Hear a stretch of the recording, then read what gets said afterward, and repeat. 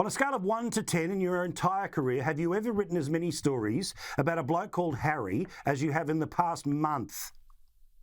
Well, I mean, the past month and even beyond, I mean, I don't know when we're getting off this runaway train because it's just been absolutely crazy the last few months. And certainly the last few weeks to the start of the year has been just extraordinary because what have we had? So many interviews, right back to the Oprah Winfrey interview, couple in the States, the Netflix series, now the book. I mean, I can't believe the amount of stories that have come out of it, but they will keep on coming. That's the only thing you can bet on at the moment. The sad thing is that the book is a success, isn't it? What, 1.5 million copies was sold, $40 a pop.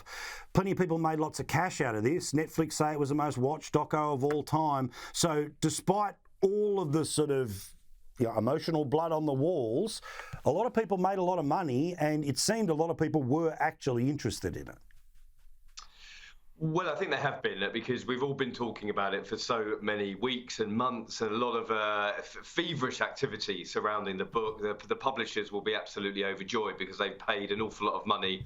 Some figures between sort of $20 to $40 million posted around that Harry has made out of this book. However, where does it end for Harry? I mean, like you said, there's been a lot of blood on the walls because nobody has come off lightly. He's basically painted his father as a terrible dad to him, emotionally unavailable. His brother rather, a bully and being violent towards him, and Camilla being a wicked stepmother or somebody who was only interested in the crown. And poor old Kate, she comes across as quite stuck up in the book. So, like I said, nobody comes off lightly. Now, of course, the coronation, we heard the details that will be taking place in a couple of months' time. It'll be around the weekend, which obviously means minimal disruption to people in London, but there is a bank holiday on the Monday, so presumably people will like the idea of a long weekend. It's pretty obvious that Harry's role, if any, is going to be 4/5 of bugger all, and to be honest, rightly so. Is he the son of the king? Yes. Is he a working royal? No. So he can sit behind the Prime Minister of Canada for all I care. I think he'll turn up. What do you think? I think it's a decent bet, isn't it? Because I assume that Harry and Meghan still want to be involved within the royal family. I mean, Harry has said himself that he didn't know whether he was going to be at the coronation. It is indeed his son's birthday on the 6th of May, so that might give him a bit of a get-out clause. But Harry and Meghan still have to have that royal currency. That's the only way that they're making money at the moment, is in order to be associated with the royals and trust them all over the place. But I'm still a bit undecided. I think there could be a bit of a different reaction to Harry and Meghan, considering what we've seen in the Netflix series and the book. And there probably will be some boos on the streets if they did turn up. But I'm sure that wouldn't keep them away, Paul. And public boos out the front of Westminster Abbey means something, because remember Boris Johnson? Pretty quick for the heave-ho after, it turned into boos in the street.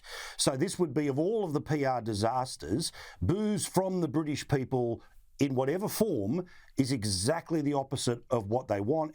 But there'll be no side door. If they turn up, it's the front door, which means they may well get booed. Well, it's interesting because, of course, this book and the Netflix series has been a completely runaway success. I mean, last figures were about 1.4 million across the world. I'm sure that's gone up hugely in the last few days because people are still buying it in its droves. It's still getting publicity. Netflix, possibly best ever documentary series on launch for them. However, I think that when you start picking it apart, their reputation has suffered because people have thought, listen, you've made an awful lot of money by trashing the family you've left behind. You've got pretty much what you wanted.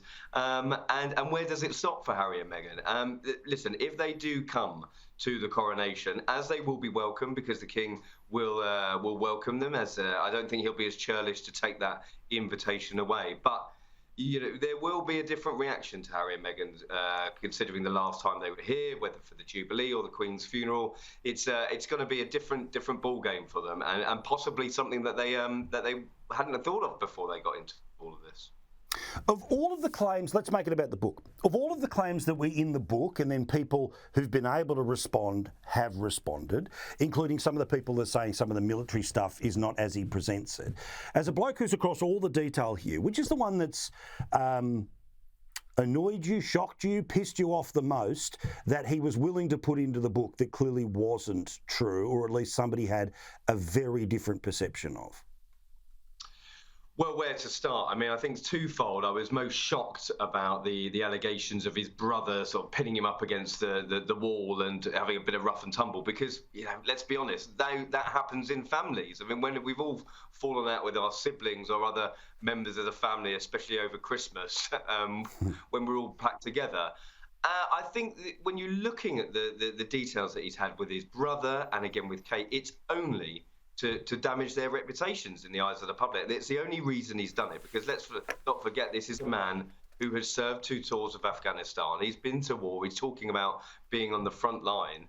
And then he's moaning about being pinned up against the wall and hurting his back on a dog bowl. It doesn't really make sense to me. And I thought that was a pretty low blow to be going there. And then you've got the stuff about the 25 Taliban kills, which he'd already been warned about many years ago, about going there. That would affect his family's security, his own comrades' security, and it's just been wild abandon in terms of that to just push the numbers with the book. So Harry doesn't really listen to a lot of people, and he's just been doing it his own way, which is going to get him into a bit of bother, I think. Now, I don't know if Meghan Markle's got another series of the podcast or anything else, but we haven't seen much of her, certainly since the book came out. He's been out there to take it all on the chin himself. What are you hearing about what she's doing, when we'll get to see her again, and in what form the whinging will be? Well, I always say, when there's a pound note or a dollar at the end of it, then you can bet your bottom dollar that they will be turning up. Who knows whether we're going to get another series of the podcast? Depends what side of the fence you're on. It wasn't necessarily my cup of tea, but it did do massive numbers for Spotify again. And whether that's because people are interested in what they have to say or just interested about the two of them, your guess is as good as mine. But I think she's taken a bit of a back seat with Harry's book because it's his story. It needed to play out his way.